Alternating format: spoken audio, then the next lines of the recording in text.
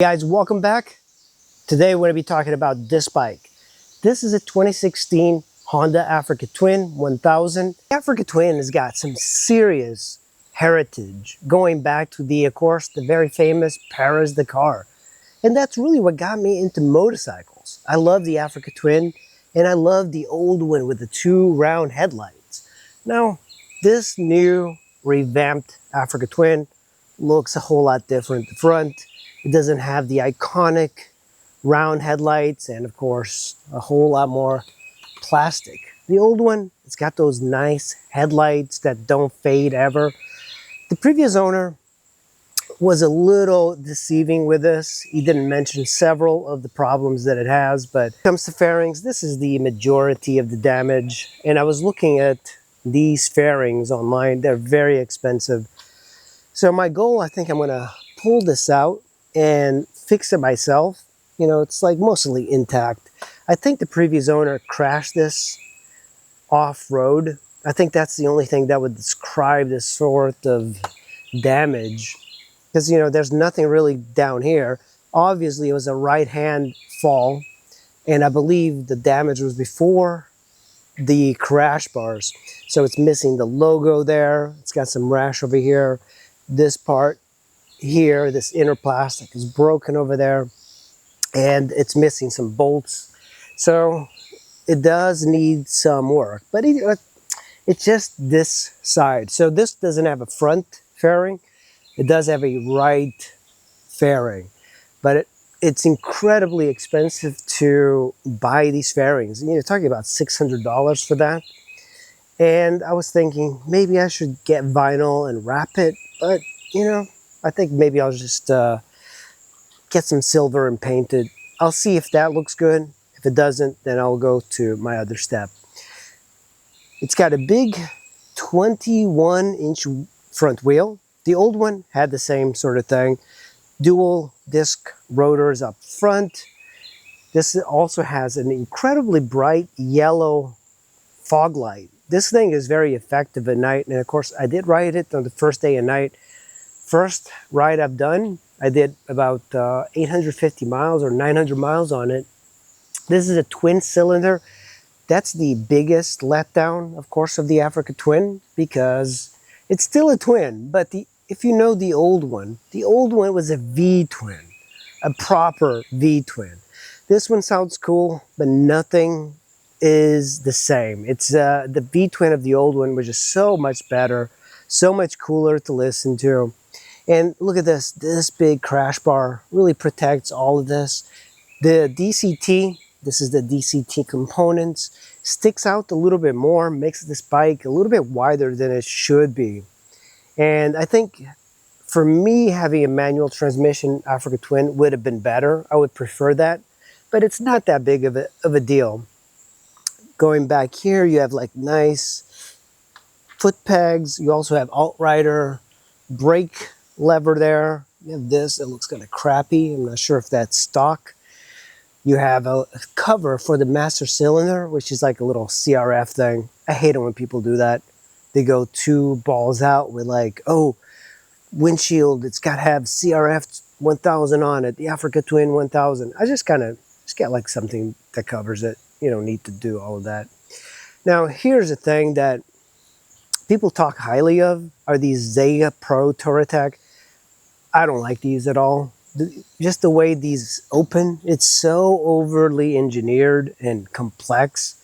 And it makes you wonder, like, why on earth would they do something like that? But I also own a mount for my GPS from Touratech. It's so badly engineered. It's like typical German engineering. Over-engineering to make something that should be much more simple. You know, blinkers, like, look at this. 2016, you would think they would have LEDs, but nope. The windscreen is adjustable using these little levers there. And here's the cockpit. I do like the cockpit of it. And you do have a Zumo GPS, but unfortunately, graphics and everything on it are kind of slow. So you might want to just use the phone. To turn on the big yellow headlights, you push that in.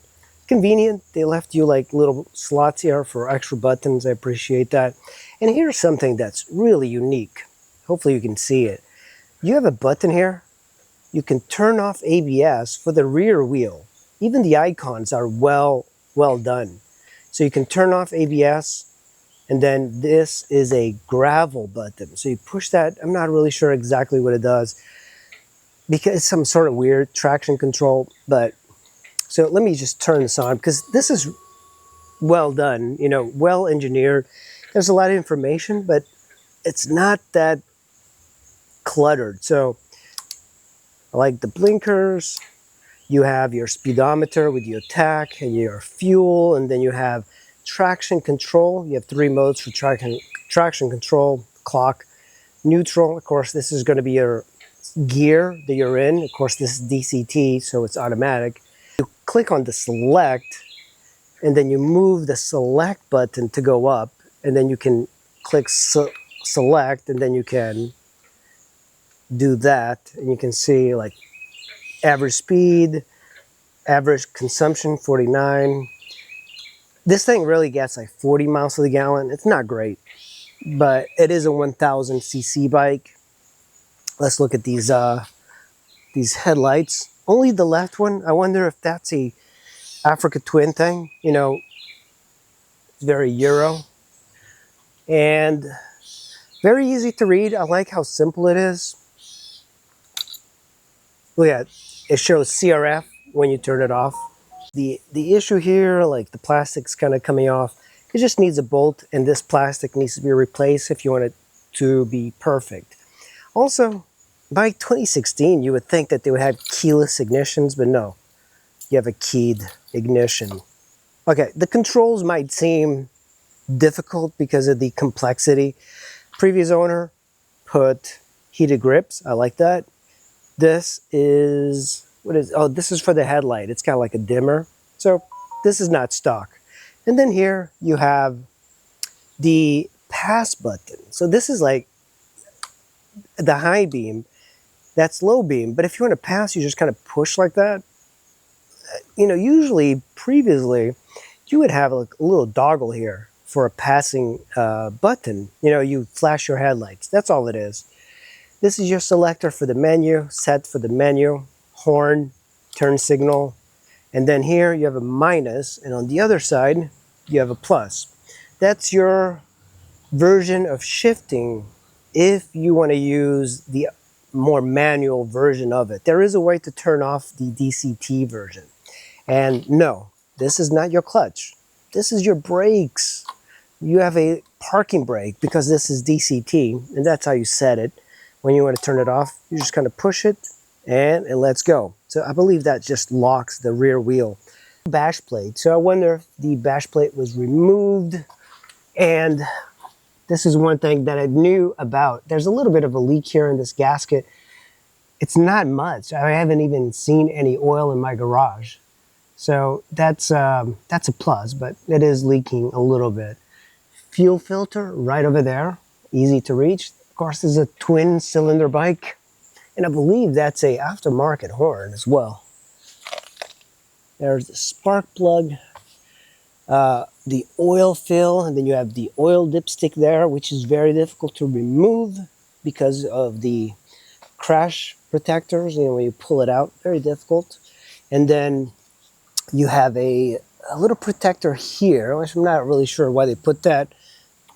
You have the foot pegs. Of course, you don't have the shifter. No need for a shifter on this. Ability of adjusting the preload. This is not electronic preload at all. In the rear, you have a CRF branded top rack, which is nice.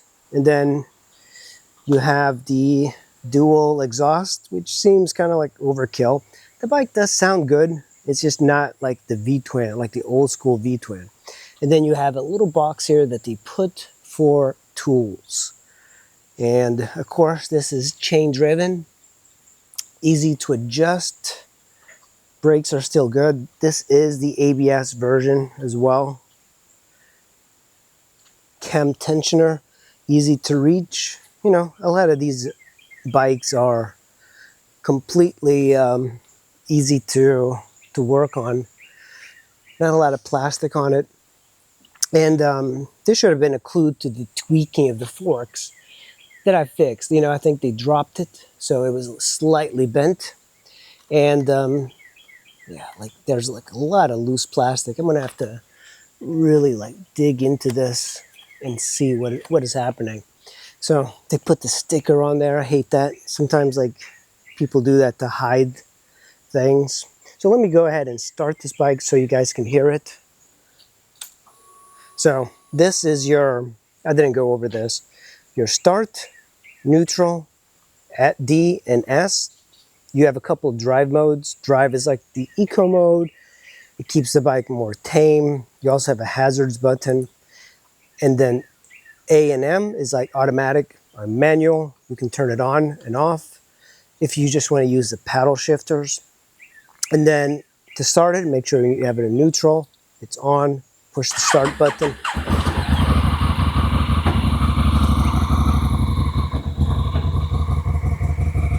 I haven't started in a while, so, and then turn that on.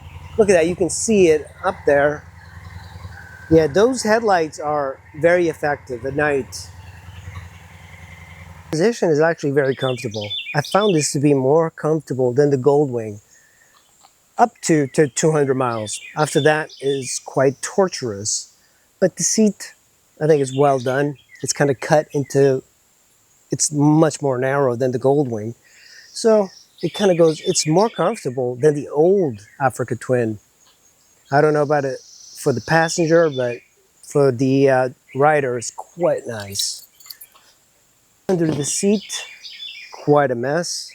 Looks like this person, that's what I suspected. They used this as a dirt bike.